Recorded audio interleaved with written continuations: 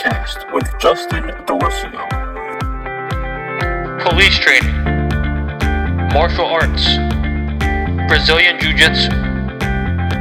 Here's your host, Justin Delisio. Hello everyone, thanks again for joining me. We're on episode 3 of the Police Training Podcast. I am Justin Delisio, and today's episode will be the Brazilian Jiu-Jitsu and Mixed Martial Arts episode. Before we get any further, I want to talk about the roots of Brazilian Jiu-Jitsu. Now, members of the class have been hearing me talk about Brazilian Jiu-Jitsu all semester, but it's pretty important to learn about what Brazilian Jiu-Jitsu is and the origins of it. Brazilian Jiu-Jitsu is a form of martial arts, and the central theme of the art is to control a resisting opponent in a way that makes them submit. It's much easier to control an opponent from the ground, so many of the techniques focus on finding a way to take your opponent down to the ground. Size and strength aren't as big of a deal in this art as you would think it is. The real key to Brazilian Jiu-Jitsu is leverage, grip, and positioning. If anyone is a fan of the UFC, which is the most popular mixed martial arts organization in the world, you would see that many fighters with a Brazilian Jiu-Jitsu background have major success in the fight game. As a fan myself, I always find more value in fighters who have roots in this practice. Brazilian Jiu-Jitsu began development circa 1917 by a group of brothers with the last name Gracie. This family is notorious in the martial arts community. It's said that monks in India used some Brazilian Jiu-Jitsu techniques to protect themselves back in India, mainly even before the 1900s. But the Gracie family has big credit in developing much of the Brazilian Jiu-Jitsu skills and practices that we know today. But still, regardless, many experts do give the Indian monks credit for the development of this art. Gio Amori, a Japanese martial artist, opened the first Brazilian Jiu-Jitsu school in 1925. At this point now, the sport is rolling. The development is at a point where they could officially deem it a legitimate martial arts practice. One of the key lessons taught at this pioneer gym was applying the laws of momentum and gravity while utilizing leverage and equilibrium. Carly Gracie, a member of that notorious Gracie family tree, was the first person to bring Brazilian Jiu-Jitsu to the States. A couple members of the United States Marine Corps actually trained in Brazilian Jiu-Jitsu with the Gracie family shortly before the Vietnam War. This started a connection between the Gracie family and American troops, which led Carly to migrate to the States. It's not quite clear when police officers began training in Brazilian Jiu-Jitsu or any other form of martial arts. Obviously, the idea of them doing so continually became more popular. Today, we see a percentage of officers who are skilled in these arts, but obviously that number could and should be higher, which is why I'm even making this podcast in the first place. As I mentioned in the intro episode, police departments do not require this training, so they usually do not pay for it. If an officer is training in martial arts, they are doing so on the side. That's it for the origins of Brazilian Jiu-Jitsu. Now let's get into the content. So, yet again, another unexpected turn took place with my podcast. I had originally planned to have Matt Kelly, a Brazilian Jiu-Jitsu instructor, on for a one-on-one interview. Now, Mr. Kelly and I still work together, but he had a different plan. He thought it would be more beneficial if I were to come into the gym and actually watch officers train in Brazilian Jiu-Jitsu. Every Wednesday night, a group of officers train at his gym, and he invited me in. That's the beauty of journalism. You can have a plan, but you need to be prepared for those plans to change. In my case, this change actually happened to be more rewarding for me. So I took my notepad, I went into the gym, and I got to work. I met Mr. Kelly in person for the first time. Him and I talked through social media and the phone, but I was excited to meet him in real life. He showed me all around the gym and conversed with me a little bit before the class started. I learned about Mr. Kelly and his gym through a Facebook post this past summer. This particular post is actually one of the biggest reasons that I have thought about creating this podcast. I came across this post, and it was a picture of a text message exchange between Mr. Kelly and an active police officer.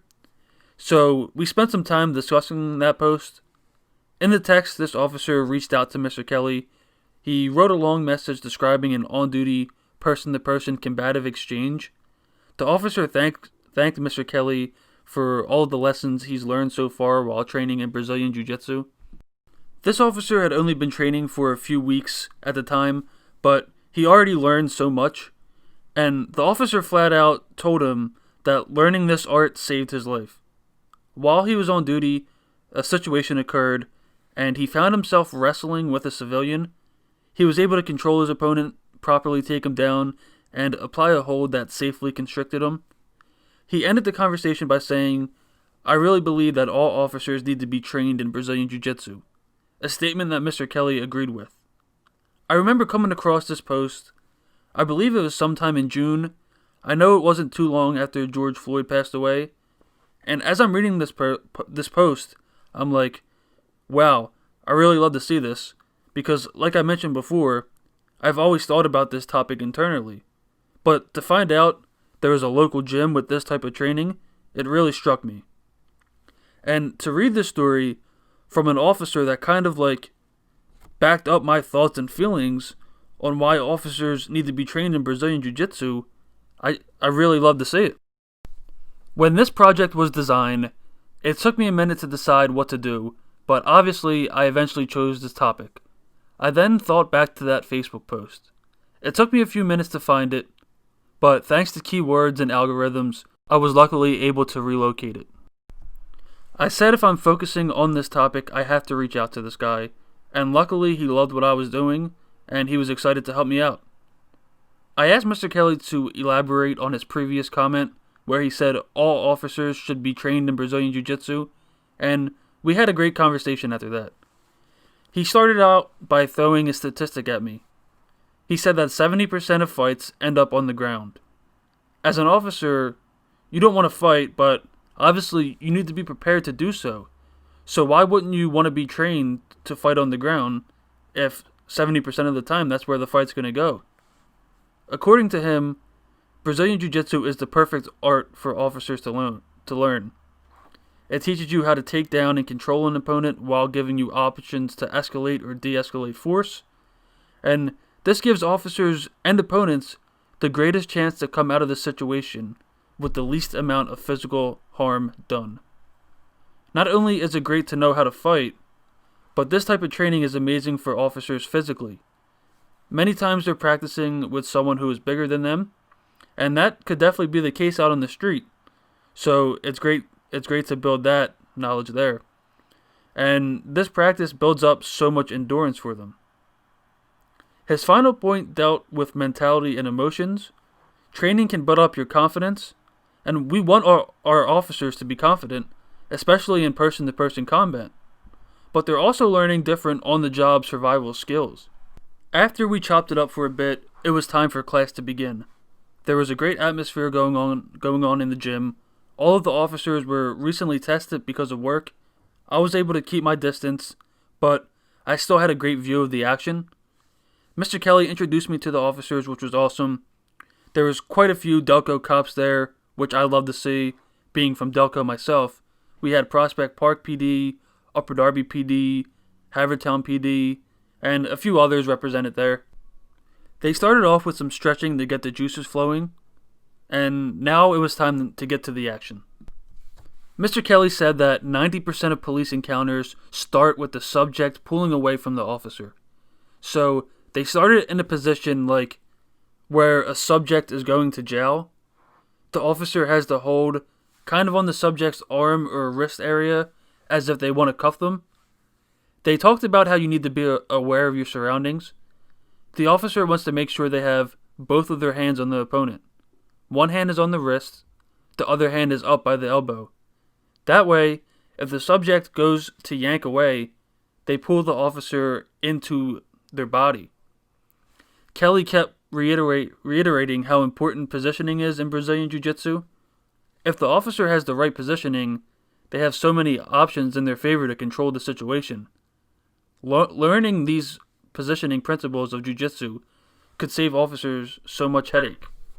Say if your right leg is forward, you want to make sure your left hand is at the wrist and right hand is on their elbow, and vice versa. Again, it's all about learning the proper positions, and the officers want to make sure they have the maximum protection. They then went on to the next drill. Kelly was presenting that a lot of police encounters have had hand fighting involved with it. So in this drill, they're practicing one-on-one, head-to-head, and they started with some hand slapping.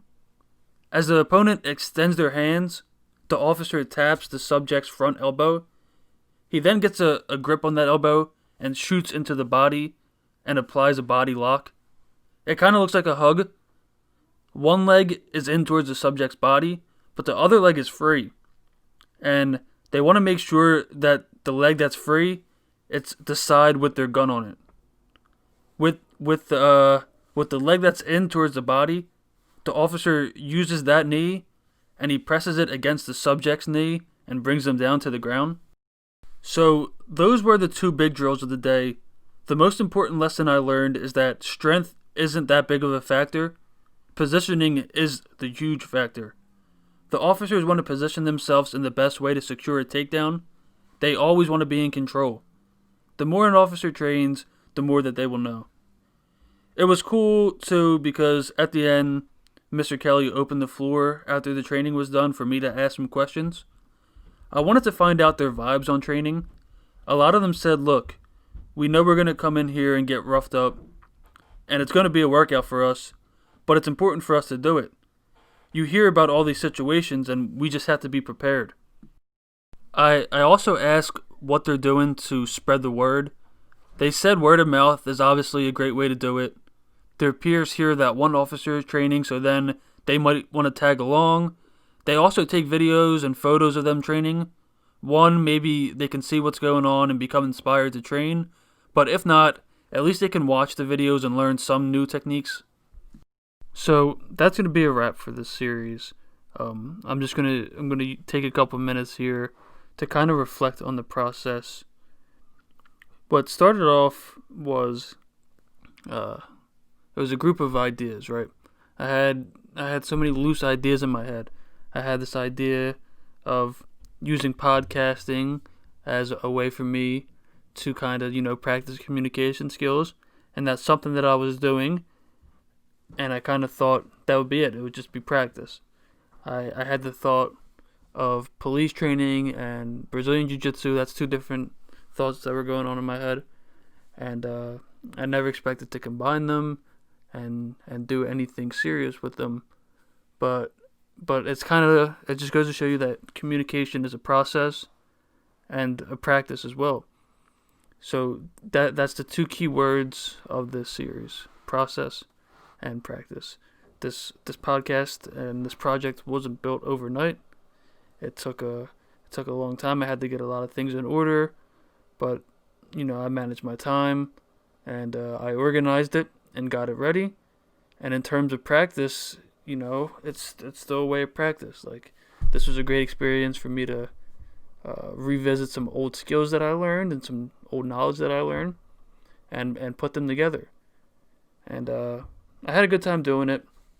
Thanks to Matt Kelly for working with me.